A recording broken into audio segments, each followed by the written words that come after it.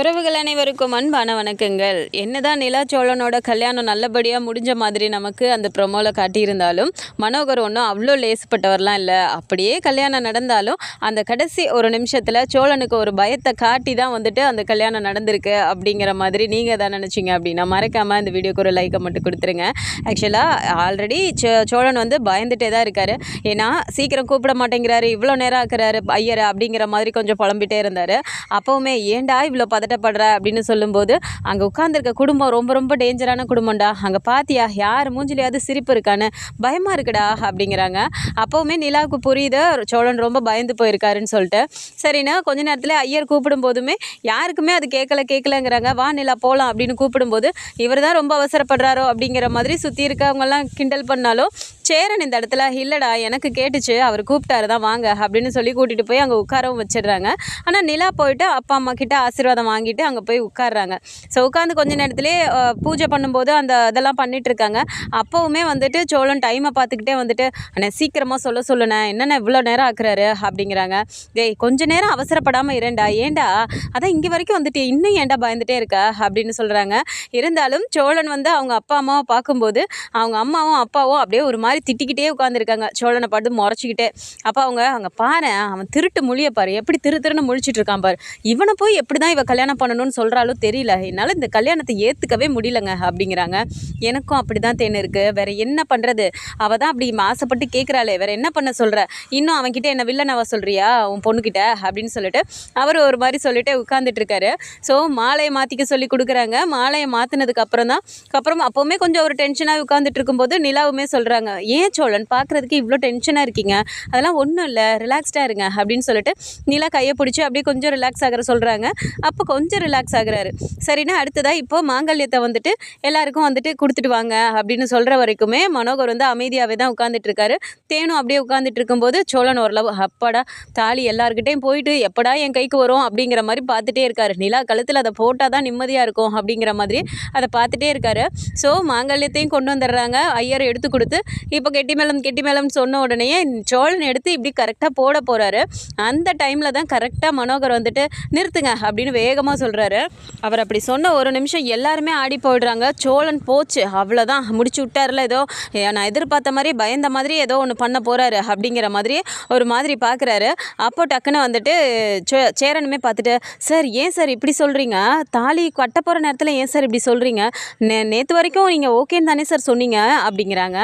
எனக்கு இப்போ ஒன்றும் பிரச்சனை இல்லைப்பா, எல்லாமே எனக்கு சம்மதம் தான், என்ன பண்ணுறது என் பொண்ணு ஆசைப்பட்டாலே அப்படின்னு சொல்லிட்டு இவர் சொல்லிட்டு இருக்கும்போது டக்குன்னு வானதி வந்து பாண்டிக்கிட்ட பார்த்துட்டு, என்ன பாண்டி இது உங்கள் வீட்டில் ஒரு கல்யாணம் கூட உருப்படியாக நடக்காதா, சேரண்ணனுக்கும் இப்படி தான் கரெக்டாக தாலி கட்ட போகிற நேரத்தில் தான் இதே மாதிரி ஆச்சு, அவங்க மாமா வந்து கூட்டிகிட்டு போயிட்டாங்க, அதுவும் துப்பாக்கியை காட்டி கூட்டிகிட்டு போனாங்க, இப்போ அடுத்ததாக நிலாக்காக்கு தாலி கட்ட போகும்போது அவங்க அப்பா வந்து இப்படி பண்ணுறாரு, என்ன பாண்டி பயமாக இருக்குது பாண்டி இப்படிலாம் நடக்கிறத பார்த்தா அப்படிங்கிறாங்க. எனக்கும் ஒன்றும் புரியலடி, கொஞ்சம் அமைதியாக நில்ல அப்படிங்கிறாரு பாண்டி. இப்போ சேரனுக்கே ஒன்றுமே புரியல. சோழன் அப்படியே பார்த்துட்டு, பாத்தியானே நான் சொல்லிட்டே இருந்தேன்ல இந்த ஆள் அமைதியாக உட்காந்துட்டு இருக்கதை பார்த்தாலே ஏதோ ஒரு டேஞ்சர் தான், பயமாக இருக்குன்னு நான் சொல்லிட்டே இருந்தேன்ல அப்படிங்கிறாங்க. டேய் அதெல்லாம் ஒன்றும் இல்லைடா, நீ கொஞ்சம் அமைதியாக இருடா அப்படிங்கிறாங்க. என்ன தானே அமைதியாக இருக்க சொல்கிறது, அந்த அண்ணன் அவரை பார்த்தா உனக்கு ஏதாவது தெரியுதா, ஏற்கனவே வந்துட்டு இங்கேருந்து நல்லா பேசி கூட்டிகிட்டு போயிட்டு அங்கே போனதுக்கு அப்புறமா வந்துட்டு நிலா முன்னாடி வந்துட்டு ரொம்ப அப்படியே மரியாதை கொடுக்குற மாதிரி பேசுவாங்க அவங்க அப்பாவும் அவங்க அண்ணனும். அவர் நிலா இல்லாத நேரத்தில் என்ன நல்லா பேசியிருக்காங்கன்னு எனக்கு தானே தெரியும், எவ்வளோ மரியாதை குறைவாக நடத்துவாங்க தெரியுமா, அந்த சோஃபாவில் கூட என்னை உட்கார விட மாட்டாங்க, தரையில் உட்கார சொல்லுவாங்க. அதே நிலா வந்ததுக்கப்புறம் அப்படியே எதுக்கு மாப்பிள்ள அங்கே உட்காந்துருக்கீங்க, மேலே ஏறி உட்காருங்க அப்படி இப்படின்னு சொல்லிட்டு அவன் முன்னாடி ஒரு நடிப்பாங்கண்ணே, அதே நடிப்பை தான் இப்போ இருந்தாலும் ஆரம்பிச்சிருக்காருன்னு நினைக்கிறேன் அப்படின்னு சொல்லிட்டு இங்கே சோழன் புலம்ப ஆரம்பிச்சிட்டு இருக்காரு. நிலா அப்படி பார்க்குறாங்க. சோழன் என்ன அப்படிங்கிறாங்க. இல்லை ஒன்றும் இல்லை நிலா அப்படின்னோடனே, அப்பா என்னப்பா அப்படிங்கிறாங்க. ஒன்றும் இல்லைம்மா, ஏற்கனவே நீ கட்டின அந்த தாலி தானே நீ கழுத்தில் போட்டிருந்தேன்னு சொன்ன, அதை போட்டு தான் ஒன்றும் சரியில்லாமல் போச்சு, இந்த வாட்டியாவது அப்பா பண்ணி வைக்கிற கல்யாணமா இது, அப்பா உனக்காக என்னென்ன பண்ணணும்னு ஆசைப்பட்டனோ அது எல்லாமே பண்ணணும்னு ஆசைப்பட்றேன் தேனே, அதை எடு அப்படின்னோடனே இப்போ பேக்லேருந்து எடுக்கிறாங்க. பேக்லேருந்து எடுத்தது பார்த்தா அந்த அவங்க அம்மா வந்துட்டு அவங்க புதுசாக ஒரு தாலி சரடு அதில் தாலியெல்லாம் கோத்து அவங்க தனியாக ஒரு செட்டு வாங்கிட்டு வந்திருக்காங்க. இதை கட்டுங்க, இதை சாமிக்கிட்ட வச்சு நாங்கள் வாங்கிட்டு வந்திருக்கோம், இதை தான் வந்துட்டு என் பொண்ணு கழுத்தில் கட்டணும், அந்த தாலி போட வேண்டாம் அப்படிங்கிறாங்க. இதை பார்த்தோன்னே நடேசன், ஏங்க தாலியில் என்னங்க இருக்குது, இதை முன்னாடியே கொடுக்க மாட்டிங்களா, இவ்வளோ நேரம் பார்த்துட்டு அமைதியாக தானே இருந்தீங்க, எல்லா எல்லார்கிட்டயும் போய் ஆசீர்வாதம்லாம் வாங்கிட்டு வந்ததுக்கப்புறம் இப்போ கரெக்டாக கட்ட போகிற நேரத்தில் இப்படி சொல்கிறீங்களே அப்படிங்கிறாங்க. அது மறந்துட்டேன் டென்ஷனில் ஏதோ இப்போ தான் கட்ட போகிற நேரத்தில் தான் எனக்கு ஞாபகம் வந்தது, அதனால தான் அப்படி சொன்னேன் அப்படிங்கிறாரு. அப்படியே சோழன் ஒரு மாதிரி பார்த்துட்டு இதுதான் விஷயமா அப்படிங்கிற மாதிரியே பார்க்குறாரு. நிலா பார்த்துட்டு சிரிக்கிறாங்க. இங்கே என்ன நாங்கள் டென்ஷனாக இருக்கிறதெல்லாம் பார்த்தா உனக்கு சிரிப்பாக இருக்குல்ல நிலா அப்படிங்கிறாங்க. இருங்க சோழன், அப்பா நமக்கு புதுசாக தானே வாங்கிட்டு வந்திருக்காங்க அப்படின்ட்டு, அப்பா நீங்கள் கொடுங்கப்பா அப்படிங்கிறாங்க. போத்து என்ன கொடு அப்படிங்கிறாங்க. ஸோ இவங்களும் போய் அந்த தாலியை கொடுத்த உடனே ஐயர் பார்க்குறாரு. என்னங்க முன்னாடியே கொண்டு வந்து கொடுக்குறது இல்லையா இதெல்லாம், இதை வச்சு இவ்வளோ நேரம் நான் பூஜை பண்ணிட்டு இருந்தேனே, எல்லாருக்கும் கொடுத்துட்டு வந்தாச்சு, இப்போ வந்து கொடுக்குறீங்களே அப்படிங்கிறாங்க. தப்பாக எடுத்துக்காதீங்க, இன்னும் டைம் தான் இருக்குல்ல, நாங்கள் கொடுக்க மறந்துட்டோம், ஏதோ ஒரு டென்ஷனில் இருந்துட்டேன், இதை வச்சு இதை கட்ட சொல்லுங்கள் அப்படிங்கிறாங்க. அப்போ சரி ஐயரும் கொஞ்சம் இது பண்ணிவிட்டு சரி இதை ஆசீர்வாதம் வாங்கிட்டு வாங்க அப்படின்னோடனே இப்போ தேனே எடுத்துகிட்டு போயிட்டு கொடுங்க நானே பண்ணுறேன் அப்படின்னு சொல்லிட்டு எல்லாருக்கிட்ட எடுத்துகிட்டு போயிட்டு ஆசீர்வாதம் வாங்கிட்டு வந்துட்டு கொடுக்குறாங்க. இப்போ அந்த தாலியை தான் வந்து எடுத்து இப்படி வச்சுட்டு இப்போ ஐயர் கொடுத்த உடனே பார்த்துட்டு அப்படி நிலாவை பார்த்துட்டு ஓகேவா அப்படிங்கிறாங்க. நிலாவும் சரி சோழன் அப்படின்னோடனே இப்போ நிலா கழுத்தில் போட்டு விடுறாங்க. ஒரு வழியாக அந்த கடைசி நேரத்தில் கூட இப்போ மனோகர் அந்த பயமுறுத்தினது வந்துட்டு சோழன் அப்படியே ஒரு நிமிஷம் ஆடியே போயிட்டார். கடைசி நேரத்தில் கூட இவர் ஏதோ ஒரு பண்ண தான் போகிறாரோ அப்படின்னு பயந்த மாதிரியே சொன்ன உடனே ஏதோ ஒன்று பண்ண போகிறாருன்னு நினச்சாரு. கடைசியில் மனோகர் வந்து இந்த மாதிரி பண்ண விஷயம் வந்துட்டு அவருக்கே ஒரு மாதிரி இருக்குது. கல்யாணம்லாம் முடிஞ்சதுக்கப்புறம் எழுந்து நின்றுட்டு ஆசீர்வாதம் வாங்க சொல்கிறாங்க. ஸோ ஆசீர்வாதம் போய் வாங்கும்போதுமே பார்த்தா இப்போது நடேசன் கிட்ட வாங்குறாங்க. நடேசன் கிட்ட வாங்கினதுக்கப்புறமா சேரன் கிட்ட, அப்புறம் சோழனோட ஓனர் கிட்ட, எல்லார்கிட்டையும் ஆசீர்வாதம் வாங்கிட்டு இப்போ நிலாவோட அப்பா அம்மா கிட்ட போகிறாங்க. அங்கே போனதுக்கப்புறமா ஆசீர்வாதம் பண்ணுறாங்க. நல்லா இருக்கணும், நீ உனக்கு பிடிச்ச வாழ்க்கைன்னு சொல்லிட்டு நீ ஏற்றுக்கிட்டடி, நீ எப்படி இதை பண்ணி பார்க்குறங்கிறது உன் கையில் தான் இருக்குது, அப்பா அம்மாவுக்கு பெருமையாக இருக்க அளவுக்கு நீ வாழணும் அப்படிங்கிறாங்க. கண்டிப்பாக நான் அப்படி தாம்மா இருப்பேன், உங்களுக்கு என்ன நான் சோழனை கல்யாணம் பண்ணியிருக்கேங்கிறது தானே ஒரு கஷ்டமாக இருக்குது, சோழன் இப்படி இருந்துட மாட்டாருமா, நீங்கள் பார்த்து ஆச்சரியப்படுற அளவுக்கு சோழனும் ஒரு நாள் வளர்ந்து வருவார் அப்படிங்கிறாங்க. என்னவோ வந்தால் எங்களுக்கு சந்தோஷம் தான் அப்படின்னு சொல்லிட்டு அவங்களும் சொல்கிறாங்க. ஸோ கல்யாணம் முடிஞ்சதுக்கப்புறமா வீட்டுக்கு எல்லாருமே வந்துடுறாங்க. வீட்டுக்கு வந்ததுக்கப்புறமா பார்த்தா இப்போ மனோகர் தேனு எல்லாருமே வந்துட்டு எல்லோரும் நாங்கள் கிளம்புறோம் அப்படிங்கிறாங்க. சரி கிளம்புறேங்கிறீங்க, அப்பப்போ வந்து பார்த்துட்டு போங்க, உங்கள் பொண்ணை அப்படியே எனக்கு என்னென்னு இருக்காதீங்க, முன்னாடி மாதிரி இல்லாமல் அடிக்கடி வந்து பார்த்துட்டு போங்க சம்மந்தி அப்படின்னு சொல்லிட்டு நடேசன் சொல்கிறாரு. இதை பார்த்ததும் இப்போ மனோகர் வந்துட்டு அப்படிலாம் விட்டுற மாட்டோம், என் பொண்ணை நான் அடிக்கடி வந்து பார்ப்பேன் அப்படிங்கிறாங்க. அப்போ நிலாவும் பார்த்துட்டு ஆமாப்பா அப்படியே இருந்துடாதீங்கப்பா, வந்து பார்த்துட்டு போகணும் அப்படிங்கிறாங்க. கண்டிப்பாக வரேன்டா அப்படின்னு சொல்லிட்டு பார்த்துக்கோ, அப்பப்போ ஃபோன் பண்ணு அப்படின்னு சொல்லிட்டு நாங்கள் இன்றைக்கே கிளம்புறோம் அப்படிங்கிறாங்க. இன்றைக்கே கிளம்பணுமாப்பா அப்படிங்கிறாங்க. ஆமாண்டா உனக்காக தானே இங்கே இருந்தோம், நீ தான் இங்கே இருக்க தான் பிடிச்சிருக்குன்னு சொல்லிட்டியே, அப்புறம் என்ன இதுக்கு மேலே எங்களுக்கு என்ன இங்கே வேலை, அப்பாவுக்கு அங்கே வேலை இருக்குல்ல, நான் போய் பார்க்குறேன் அப்படிங்கிறாங்க. சரிங்கப்பா அப்படின்னு சொல்லிட்டு இப்போ அவங்க அம்மா கிட்டே போகிறாங்க. தேனு பேசவே மாட்டேங்கிறாங்க. என்னம்மா ஏம்மா பேசவே மாட்டேங்கிற அப்படிங்கிறாங்க. ஏண்டி அம்மா வந்து உனக்கு அவ்வளோ வேண்டாதவளா ஆயிட்டேன்ல அப்படிங்கிறாங்க. ஏம்மா அப்படிலாம் பேசுகிற அப்படின்னோடனே, ஆமாம் உன்கிட்ட ஒரு நிமிஷம் வாடி தனியாக பேசணும்னு கூப்பிட்டா கூட வரமாட்டேம்மான்னு சொல்லிட்டு அவன் கையை பிடிச்சிட்டு நீ நிற்கிற, அந்தளவுக்கு நான் உனக்கு ஆயிட்டேன்லடி அப்படிங்கிறாங்க. அப்படி இல்லைம்மா, நீ எதை பற்றி பேச போகிறங்கிறது எனக்கு நல்லாவே தெரியும், எப்படி இருந்தாலும் என்னை கூட்டிகிட்டு போயிட்டு சோழன் வேணாம் அவனை போய் கல்யாணம் பண்ண போறியா, அவன் ஃப்ராடு அப்படி இப்படி தான் சொல்ல போகிற, எனக்கே தெரியுமா சோழன் ஃப்ராடுத்தனம் பண்ணாருங்கிறது தான் உங்களுக்கு தெரியுது, ஆனால் அவர் பண்ண எல்லாமே எனக்காக தானே பண்ணார், அப்போ அவர் என் மேலே எவ்வளோ பாசம் வச்சுருக்காருங்கிறத நானே லேட்டாக தாம்மா புரிஞ்சுக்கிட்டேன், உங்களுக்கும் போக போக புரியும் அப்படிங்கிறாங்க. எனக்கு புரிகிறதுக்கெலாம் ஒன்றும் இல்லடி, நீ சந்தோஷமாக இருந்தால் அதுவே எனக்கு போதும், நான் கிளம்புறேன் அப்படிங்கிறாங்க. ஏம்மா இப்படியே பேசுகிற, கொஞ்சம் சிரிச்சிட்டு தான் சொல்ல அப்படிங்கிறாங்க. சரி சரி நான் கிளம்புறேன் போயிட்டு வரேன் அப்படின்னு சொல்லிட்டு இங்கேருந்து கிளம்பி போயிடுறாங்க. ஸோ இப்போ வீட்டில் எல்லாருமே உட்காந்து பேசிகிட்டு இருக்கும்போது சோழன் அப்படியே சிரித்து பேசிட்டு உட்காந்துருக்காரு. அங்கேருந்து பாண்டி வந்துட்டு டே சோழா என்ன சந்தோஷமாக இருக்க போல இருக்கே அப்படிங்கிறாங்க. பின்ன என்னடா நிலாவுக்கும் எனக்கும் இன்றைக்கி கல்யாணமே ஆயிடுச்சுடா, அதை நினச்சி அப்புறம் நான் சந்தோஷப்படாமல் என்ன பண்ண சொல்கிற அப்படிங்கிறாங்க. டேய் நீ சந்தோஷப்படுறதெல்லாம் வாஸ்தவம் தான், ஆனால் அந்த கடைசி ஒரு நிமிஷம் உங்ககிட்ட அப்படி ஒரு பயத்தை நாங்கள் பார்த்தோமே அப்படிங்கிறாங்க. ஆமாண்டா அவர் திடீர்னு வந்துட்டு இப்படி சொன்ன உடனே திரும்பவும் அதே மாதிரி பண்ண போட்டாருன்னு நான் எவ்வளோ பயந்துட்டேன் தெரியுமா அப்படிங்கிறாங்க. தெரிஞ்சிச்சு உன் கண்ணில் பார்க்கும்போதே தெரிஞ்சு அப்படிங்கிறாங்க.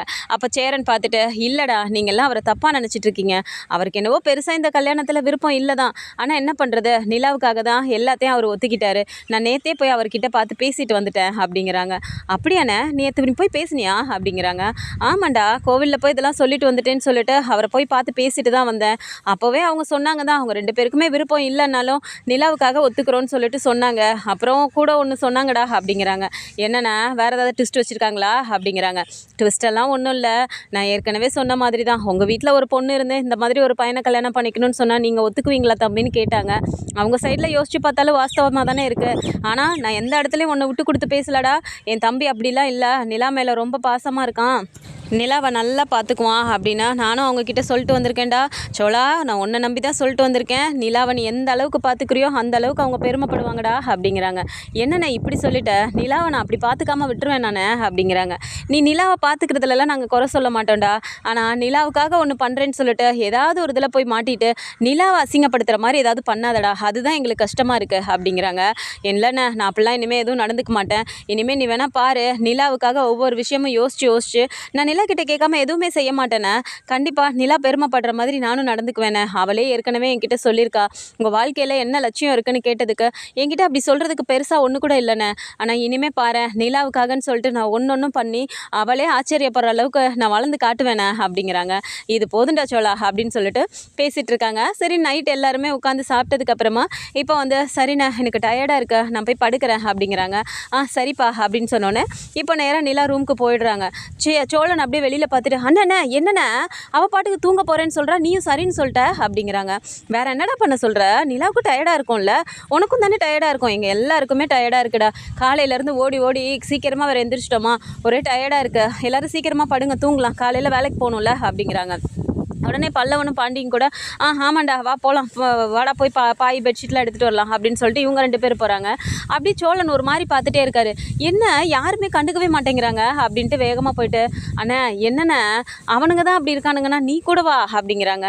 என்னடா என்ன பண்ண சொல்கிற அப்படின்னோடனே, அண்ணா இன்றைக்கி தானே எனக்கு கல்யாணம் நடந்திருக்கு, அவன் நிலா பாட்டுக்கு ஒரு ரூமுக்குள்ளே போகிறேன்னு சொல்லிட்டு போயிட்டா, நீயாவது ஒரு வார்த்தை கேட்கலாம்லண்ணே, என்னண்ணே நான் இன்றைக்கும் இங்கே தான் படுக்கணுமா அப்படிங்கிறாரு. வேற என்னடா பண்ண சொல்கிற? நிலா அதெல்லாம் சொல்லலடா, எதுவும் நிலா சொன்னாதானடா திரும்பவும் நீ பழைய மாதிரி உள்ளே போயிட்டு ஏதாவது பிரச்சனை பண்ணிட்டு நிலா கத்தி கூப்பாடு போட்டு நான் திரும்ப ஹாஸ்டலுக்கு போகிறேன்னு சொல்கிறதுக்கா? அதெல்லாம் வேணாண்டா அப்படிங்கிறாங்க. என்னண்ணா நீயும் இப்படி பேசுகிற அப்படின்றாங்க. நடேசன் அங்கேருந்து வராரு. என்னடா இன்னும் தூங்கலை நீங்கள் அப்படிங்கிறாங்க. யோ நடேசா, நீ அந்த நியாயத்தை கேளியா? முன்னாடி இருந்த கதையெல்லாம் வேற, இன்னைக்கு இப்போ கூட அவள் தூங்க போகிறேன்னு சொன்னோன்னே அண்ணனும் சரின்னு சொல்லிடுச்சு அப்படிங்கிறாங்க. ஏண்டா தூக்கம் வந்தால் அவங்கவுங்க போய் தூங்க வேண்டியதான், இதில் என்னடா இருக்குது அப்படிங்கிறாங்க. நீ ஏயா ஏதாவது கொஞ்சமாவது பெரிய மனுஷன் மாதிரி பேசுறியா நீ? இன்னைக்கு எனக்கு கல்யாணம் நடந்திருக்கு, அவள் பாட்டுக்கு ரூமுக்குள்ளே தூங்க போகிறேன்னு சொல்லி உடனே அண்ணனும் சரின்றுச்சு, இது இவனுங்களும் பாய் தலைவாணிலாம் தூக்கிட்டு வந்து போடுறானுங்க, இன்னைக்கு கூட நான் இங்கே தான் தூங்கணுமா அப்படிங்கிறாங்க. டே இங்கே பாருடா, இந்த விஷயமெல்லாம் நிலா என்ன முடிவெடுக்குதோ அதுதான், நீ நிலா கிட்ட இதை பற்றி பேச வேண்டியதானே அப்படிங்கிறாங்க. எப்படி நான் போய் இதை பேசுறது அப்படிங்கிறாங்க. ஏண்டா நீயே பேச முடியல அப்படின்னா நாங்களாடா இதை போய் பேச முடியும், யார் அவன் கூறு கட்டவனாக இருக்கான் அப்படின்னு சொல்லிட்டு அவரும் போயிடுறாரு. சோழனுக்கு ஒரு மாதிரியே இருக்கா, என்னடாவ அப்படின்ற மாதிரியே போய் அப்படியே வெளியில் உட்காந்துட்டு இருக்காரு. பாண்டி போய் பார்த்துட்டு, என்னடா இங்கே வந்து உட்காந்துட்ட, படுக்கலையா அப்படிங்கிறாங்க. டேய் பாண்டி நீமாடா அப்படிங்கிறாங்க. டேய் எனக்கு புரியுதுடா, ஆனாலும் நிலா என்ன மனசில் நினச்சிட்டு இருக்காங்களோ அவங்க எதுவும் சொல்லாமல் எப்படிடா நம்ம போய் இதெல்லாம் பேச முடியும்? வீட்டில் யாராவது பொம்பளைங்க இருந்தால் கூட பரவாயில்ல, ஏதாவது பேசுவாங்க, நம்ம போய் எப்படிடா, நீயாவது பேச வேண்டியதானே அப்படிங்கிறாங்க. டேய் நான் எப்படிடா அப்படிங்கிறாரு சோழன். கட்டின புருஷன் நீயே இப்படி யோசிக்கிறங்கும் போது நாங்களாம் போய் அவங்கக்கிட்ட இதெல்லாம் பேச முடியுமா அப்படின்னு சொல்லிட்டு நின்று பேசிகிட்டு இருக்காங்க. நிலா அப்போ கரெக்டாக வெளியில் வந்து பார்த்துட்டு சோழன் அப்படிங்கிறாங்க. அப்போ நிலா அப்படி திரும்பி பார்த்துட்டு பாண்டி நின்றுட்டு இருக்கும்போது, நீங்களும் இங்கே தான் இருக்கீங்களா அப்படிங்கிறாங்க. வாங்க, அதோ இங்கே தனியாக உட்காந்துருந்தானா, அதான் சும்மா வந்து பேசிகிட்டு இருந்தேன் அப்படிங்கிறாங்க. சரி அப்படின்னோடனே இப்போ பாண்டி, சரி நீங்கள் பேசிட்டுருங்க, நான் உள்ளே போய் படுக்கிறேன் அப்படின்னு சொல்லி போயிடுறாரு. அப்போது நிலாவும் சோழனும் இப்போ வெளியில் கொஞ்சம் நேரம் அப்படியே காற்றுல உட்காந்துருக்காங்க. அப்போ பார்த்துட்டு நிலா பார்க்குறாங்க. என்ன சோழன் தனியாக வந்து இங்கே உட்காந்துட்டீங்க அப்படிங்கிறாங்க. வேறு என்ன பண்ணுறது, காலையிலேருந்து நடந்ததெல்லாம் நினச்சிட்டு உட்காந்துருக்கேன் நிலா அப்படிங்கிறாங்க. காலையிலேருந்து நடந்ததா, எதை பற்றி நினச்சிட்டு இருக்கீங்க? பார்த்தா அப்படி ஒன்றும் தெரிலையே அப்படிங்கிறாங்க. உனக்கு என்னை பார்த்தா கிண்டலாக இருக்குல்ல அப்படிங்கிறாங்க. ஆமாம் சோழன், இன்னைக்கு நமக்கு கல்யாணம் ஆயிருக்கு, நான் பாட்டுக்கு உள்ளே போயிட்டேன் தூங்க போகிறேன்னு சொல்லிட்டு, நீங்களும் என்ன இங்கே வந்து உட்காந்துருக்கீங்க, நீங்கள் எதுவுமே கேட்கவே இல்லை, நானா சரி என்ன பண்ணுறீங்கன்னு பார்க்கலான்னு வெளியில் வந்தால் நான் நினச்ச மாதிரியே வெளியே தான் வந்து உட்காந்துருக்கீங்க அப்படிங்கிறாங்க. அப்போ நான் இப்போ வெளியில் வந்து உட்காந்துருப்பேங்கிறதெல்லாம் உனக்கு தெரியுது அப்படி தானே அப்படிங்கிறாங்க. ஆமாம், நீங்கள் எப்படி தான் இருப்பீங்கன்னு எனக்கு தெரியாதா, உங்களை பற்றி எனக்கு தெரியாதா சோழன் அப்படிங்கிறாங்க. சரி என்ன பண்ண சொல்கிற, நீ எதுவும் சொல்லாமல் எதுவும் நடக்காது என் லைஃப்பில், நீ ஏன் ஒன்றும் சொல்லாமல் தூங்க போகிறேன்னு சொல்லி போயிட்ட, அப்புறம் வேறு என்ன பண்ண சொல்கிற அப்படிங்கிறாங்க. அப்படி இல்லை சோழன், கொஞ்சம் யோசிச்சு பாருங்களேன், இன்னும் சேரண்ணனுக்கு கல்யாணம் ஆகலை, சேரண்ணனுக்கு கல்யாணம் ஆயிருந்தால் கூட சரி ஓகே அப்படிங்கிற மாதிரி பண்ணலாம், இன்னும் 6 மாதம் டைம் இருக்குல்ல, நான் அவங்களுக்கு சேரண்ணன்கிட்டயே சொல்லியிருக்கேன், அவங்களுக்கு கல்யாணம் ஆகிற வரைக்கும் நான் இந்த வீட்டில் இருப்பேன், நான் அப்போவே நான் சொன்னேன், இப்போ தான் நான் இந்த வீட்டிலே இருக்க போகிறேன்ல, அதனால என்ன பிரச்சனை, ஒன்றுமே கிடையாது, நமக்கு சேரண்ணன் கல்யாணம் ஆகாமல் நமக்குள்ளார எதுவுமே வேணாம் சோழன் அப்படிங்கிறாங்க. நிலா அப்படியே சொன்ன உடனே சோழன் பார்க்குறாரு. பார்த்துட்டு, நிலா நீ என்ன சொல்கிற அப்படிங்கிறாங்க. நீங்கள் எதை நினச்சிங்க வந்து உட்காந்துட்டு இருக்கீங்கன்னா எனக்கு தெளிவாக புரியுது. நான் பாட்டுக்கு தூங்க போயிட்டேனே, நீ கல்யாணம் ஆயிருக்க, இப்படிலாம் இருக்கணும் அப்படின்னு நீங்களும் நினச்சிருப்பீங்க. ஆனால் கொஞ்சம் யோசிச்சு பாருங்களேன். நமக்காக அண்ணன் வந்து என் அப்பா அம்மா கிட்டலாம் பேசியிருக்காரு. நமக்காக ஒன்று ஓடி ஓடி பண்ணுறாரு. இதே அன்னைக்கு வந்து சேரனனுக்கு கல்யாணம் ஆயிருந்ததுன்னா அவங்க ஒரு ரூமில் இருந்திருப்பாங்க, நம்ம ஒரு ரூமில் இருந்திருப்போம். ஆனால் இப்போ அப்படி எதுவும் நடக்கலைல்ல. சேரண்ணன் நம்ம வயசில் மூத்தவர். அவர் வீட்டில் இப்படி இருக்கும்போது நமக்கு இதெல்லாம் வேண்டாமே அப்படிங்கிறாங்க. சோழன் அப்படியே பார்த்துட்டு, இதுதான் நிலா, நீ அங்கே தான் நிற்கிற அப்படிங்கிறாங்க. என்ன அப்படிங்கிறாங்க. ஆமாம், என்னதான் இருந்தாலும் நீ என் குடும்பத்துக்காக எப்படி யோசிக்கிறேங்கிறது எனக்கு நல்லாவே புரியுது அப்படிங்கிறாங்க. என்ன என் குடும்பம் உன் குடும்பம்ன்ட்டு, இது நம்ம குடும்பம் அப்படிங்கிறாங்க. சரி நிலா அப்படின்னோடனே, சரி வாங்க இப்போ போய் தூங்கலாமா அப்படிங்கிறாங்க. சரி நிலா அப்படின்னு சொல்லிட்டு இப்போ வந்துட்டு சோழன் வந்து இப்போ ஹாப்பியாக வந்து இங்கே படுக்கிறாரு. பாண்டி பார்த்துட்டு, டேய் என்னடா என்ன சொன்னாங்க அவங்க அப்படிங்கிறாங்க. ஒன்றும் இல்லடா அப்படிங்கிறாரு. இல்லையே, நீ போகும்போது மூஞ்சி ஒரு மாதிரி இருந்துச்சு அங்கே உட்காந்துட்டு இருந்தப்ப, இப்போ சிரிச்சிட்டே வந்து படுக்கிறிய, என்ன விஷயம் அப்படிங்கிறாரு. இல்லைடா, அவள் சொல்கிறதுலே நியாயம் இருக்குல்ல அப்படிங்கிறாங்க. என்னடா சொன்னாங்க அப்படின்னோடனே, இல்லைடா சேரண்ணனுக்கு இன்னும் கல்யாணம் ஆகலைல்ல, இன்னும் 6 மாதம் டைம் இருக்குது. ஒருவேளை அன்னைக்கு கல்யாணம் ஆயிருந்தா கூட சந்தாவும் சேரண்ணனும் ஒரு ரூமில் இருந்திருப்பாங்க, நாங்கள் ஒரு ரூமில் இருந்திருப்போம். ஆனால் இப்போ தான் அப்படி எதுவுமே நடக்கலைல்ல, அதனால தான் நிலா அண்ணனுக்கு கல்யாணம் ஆகட்டும், அதுக்கப்புறம் எதுவாக இருந்தாலும் பார்த்துக்கலான்னு சொல்லிட்டாடா அப்படிங்கிறாங்க. ஏய் சூப்பர்லடா, நம்ம கூட இதை பற்றி யோசிக்கல பாரு அப்படிங்கிறாங்க. ஸோ பேசிட்டு தூங்கிடுறாங்க. மறுநாள் காலையில் சேரன் கிச்சனில் நின்றுட்டு இருக்கும்போது பாண்டி போய் பேசுகிறாரு. அண்ணா, நேற்றுக்கு நடந்த ஒரு விஷயம் தெரியுமா உனக்கு அப்படிங்கிறாங்க. என்னடா அப்படின்னோடனே, இல்லை நைட்டு வந்துட்டு அவங்க நிலா அங்கே போய் படுத்துட்டாங்க, இவன் தனியாக நம்ம கூட தானே படுத்து தூங்கினான் அப்படிங்கிறாங்க. ஆமாண்டா, சோழன் எதுவும் வருத்தப்பட்டானா அப்படிங்கிறாங்க. அண்ணா வருத்தப்பட்டானா, அதெல்லாம் ஒன்றும் இல்லைண்ணே, ஆனால் அவங்க என்ன சொல்லியிருக்காங்கன்னு தெரியுமா உனக்கு அப்படிங்கிறாங்க. யாருடா, நிலாவா, என்ன சொல்லிச்சு அப்படிங்கிறாங்க. ஒன்றும் இல்லைண்ணே, இவன் போய் அப்படி தான் வருத்தப்பட்டுட்டு தான் உட்காந்துருந்தான். அவங்களும் அதுக்கப்புறமா போய் அவனை பார்த்து பேசிட்டு, இப்போதைக்கு எதுவும் வேணாம், அண்ணனுக்கு இன்னும் கல்யாணம் ஆகாமல் இருக்குல்ல, அதனால அண்ணனுக்கு கல்யாணம் ஆனதுக்கப்புறம் நமக்கு இந்த மாதிரி எல்லாம் நடக்கட்டும் சோழன், அதனால் கொஞ்சம் ப்ளீஸ் புரிஞ்சுக்கோங்களேன் அப்படின்னு சொல்லிட்டு அவங்களே போய் பேசியிருக்காங்கண்ணே அப்படிங்கிறாங்க. என்னடா சொல்கிற, எனக்கு கல்யாணம் ஆகிறதுக்கும் இதுக்கும் என்னடா இருக்குது, இவங்க ஏன்டா இவங்க சந்தோஷத்தை கெடுத்துக்கணும் அப்படிங்கிறாங்க. அதுதானே அவங்க எப்போவுமே நம்ம குடும்பத்துக்காக தான் யோசிப்பாங்க. அதுக்கப்புறம் சோழனும் கொஞ்சம் சந்தோஷமாக வந்து படுத்துட்டு இருந்தானே அப்படிங்கிறாங்க. என்னடா சொல்கிற, எனக்கு ஒரு மாதிரி கஷ்டமாக இருக்குடா அப்படிங்கிறாங்க. அதனால் என்னண்ணே, நாங்கள் எல்லாருமே யோசிச்சிருக்கணும், நாங்கள் அதை பற்றி யோசிக்கல, ஆனால் அவங்க யோசிச்சிருக்காங்கங்கும்போது சந்தோஷமாக தானே இருக்குது அப்படின்னு சொல்லிட்டு பாண்டி பேசிகிட்டு இருக்காரு. இதை நினச்சி சேரன் ஒரு மாதிரி வருத்தப்படுறாரு. நிலா இப்படி ஒரு பெருந்தன்மையாக முடிவெடுத்திருக்கே அப்படின்னு சொல்லிட்டு. ஸோ இந்த மாதிரியான கதைக்களம் வந்தால் நல்லாயிருக்கும்னு நினச்சிங்கன்னா மறக்காமல் நம்மளோட சேனலை சப்ஸ்கிரைப் பண்ணிக்கோங்க. அண்ட் வீடியோ பிடிச்சிருக்கு அப்படின்னா சின்னதாக லைக்கை மட்டும் கொடுத்துருங்க. தேங்க்ஸ் ஃபார் வாட்சிங்.